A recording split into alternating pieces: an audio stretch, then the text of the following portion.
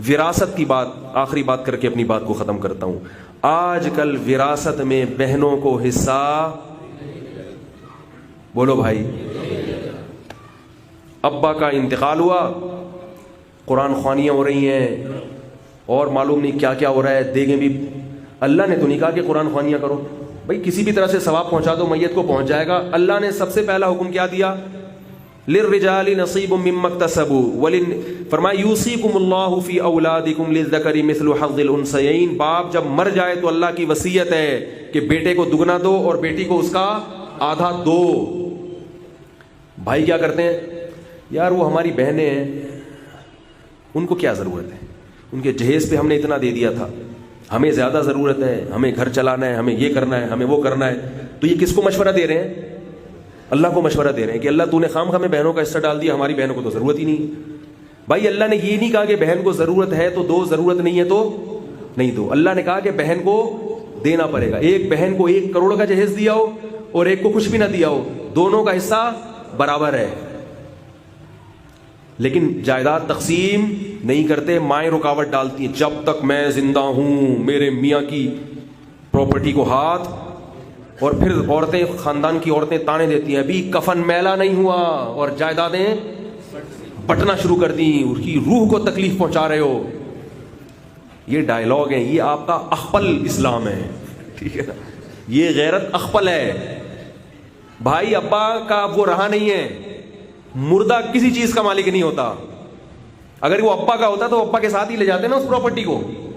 اللہ نے کہا جب آنکھ بند ہوئی تو ابا کی جتنی چیزیں ہیں 8واں حصہ بیوہ کا ہو گیا، 6واں حصہ ابا کے ماں باپ کا ہو گیا، اور باقی کس کا ہو گیا؟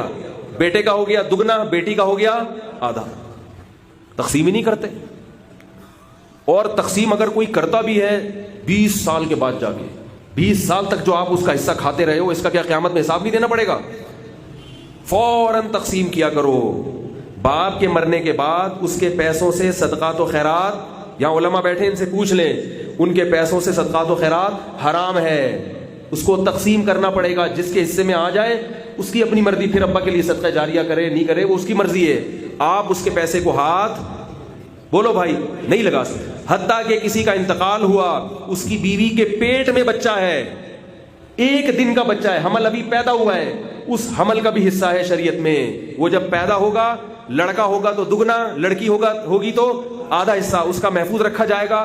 قرآن کہہ رہا ہے کہ ان الذین یاکلون اموال الیتامی ظلما انما یاکلون فی بطونہم نارا. جو بچہ پیدا ہوا اور اس کا باپ مر گیا ہے اور اس کے بھائیوں نے اس کی وراثت کھا لی، اللہ فرماتے ہیں یہ جہنم کی آگ کے انگارے کھا رہے ہیں، آگ کے انگارے کھا رہے ہیں. پھر اللہ نے کہا اتنی حفاظت کرو کہ بچہ جب بلوغت کی دہلیز پہ قدم رکھے تو فرمایا ابھی ناسمجھ ہے، اس کو اس کا مال اس کے حوالے مت کرو، ضائع نہ کر دے کہیں. وَلَا تُؤْتُوا السُّفَهَاءَ أَمْوَالَكُمُ الَّتِي جَعَلَ اللَّهُ لَكُمْ قِيَامًا. فرمایا ابھی صرف اس کے پیسے سے اس پر مناسب طریقے سے خرچ کرو، یہاں تک کہ جب یہ سمجھدار ہو جائے، پیسے کے فائدے نقصانات جاننے لگے، پھر سارا پیسہ اس کے حوالے کرو. لیکن بڑا بھائی یہاں جو جتنے بڑے بھائی بیٹھے ہیں ان کے علاوہ کی بات کر رہا ہوں. بڑے بھائی کیا کرتے ہیں؟ تو چھوٹا ہے، میں ہوں نا، میری دکان ہے نا، بس میں کروں گا نا. ترسا کے بڈھے ہو جاتے ہیں، پھر جا کے تھوڑے تھوڑے کر کے توڑ کے دیتے رہتے ہیں. اور علماء نے لکھا ہے کہ 25 سال آخری عمر ہے سمجھداری کی، کیونکہ ایسے لوگ بھی علماء سے سن لیا کہ چھوٹا بھائی نہ سمجھے تو اس کو نہ دو جب تک سمجھدار نہ ہو جائے. وہ چھوٹا 60 سال کا ہو گیا مگر بڑا بھائی کہتا ہے ابھی سمجھدار. اس لیے فقہاء نے بیان کیا کہ 25 سال انتہائی عمر ہے. 25 سال کے بعد آپ کو اس کا مال اس کے حوالے کرنا پڑے گا، چاہے وہ سمجھدار ہو یا نہ ہو.